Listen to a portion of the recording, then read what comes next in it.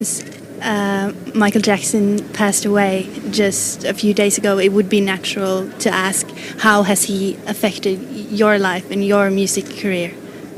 Well, Michael Jackson, if you're in this generation, I think that you know the name Michael Jackson. And I remember staying up to watch the Thriller video. It was like the hugest deal. And just watching him dance and perform, he really set the bar for entertainers. You know, he set it really high. And just through years and years of work and seeing him develop and do different types of music, he was such a talent. And you know, when Will.i.am did the Thriller anniversary album, nobody was singing "Beat It," and so I begged Will to let me sing "Beat It," and so I just did it without Michael's permission, and then he played it for Michael, and Michael loved it. So, How does it feel having that recording today, knowing that for all time you and Michael Jackson sort of did a song together? I mean, it feels amazing. He's definitely an icon, and we'll all remember his work and his music. And just to be one little speck of his life is you know, I get to have that, you know, forever. It's just, you know, it's really sad. Slash got to choose whoever he wanted to go on stage with, and you were one of them. How did the friendship between you and him develop?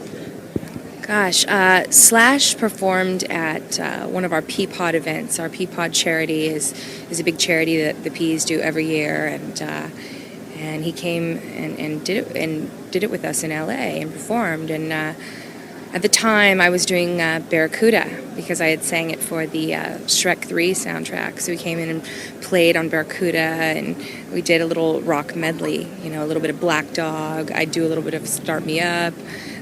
Just a little rock medley that I do in my show, and he knew all the songs, of course, and we really had a good vibe, a good chemistry on stage, and we had talked about working together. And when his solo project came up, he called me, and he told me he was working with a lot of different musicians and singers, and did I want to get together with him and write something for it? And then I was down. I mean, you know, I remember seeing Guns N' Roses and Metallica together in high school, you know, perform, and that was such an amazing experience, that to be able to work with him is so amazing. So I started having him on my stage, do the rock medley and Barracuda with me for my shows, and he invited me to do his birthday, and he actually asked me to sing Sweet Child of Mine, which is really rare, and you know, I got to play Axl a little bit, which is a little bit of what I'll be doing today. Such an honor, you know. Slash doesn't play Sweet Child of Mine with a lot of people, and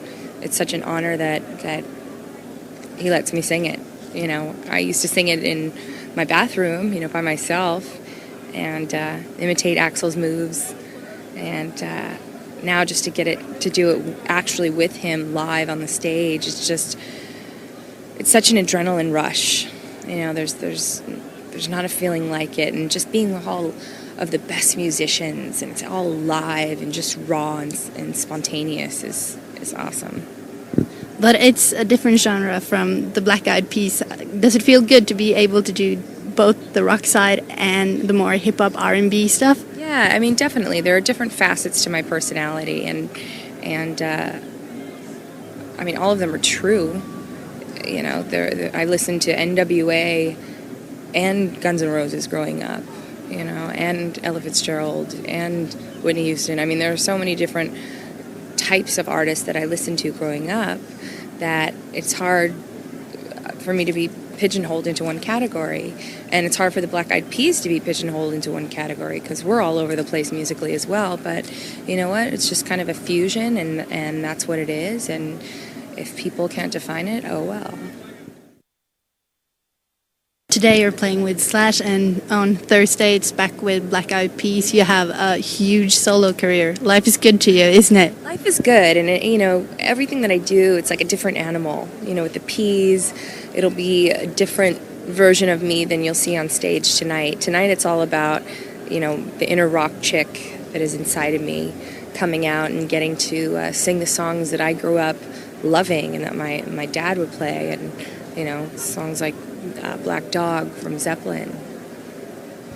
And you're also out with the new album now, the E.N.D. I think some was scared of that title, the end, probably, but it's not the end for Black Eyed Peas, right? No, definitely not the end for the Black Eyed Peas, but it is the end of an era of music where life as we knew it growing up, you'd save that $13 or whatever money, however much it is here, and you'd save that money up and go to the record store and purchase that tangible piece of music. And now more and more people are getting their music through the internet or through their cell phones, and we're just kind of embracing that change. You must get a lot of interviews and questions from journalists all over the world. What is the one question you would never answer if you had been asked it? The one question I would never answer? I have no idea. And what's the question?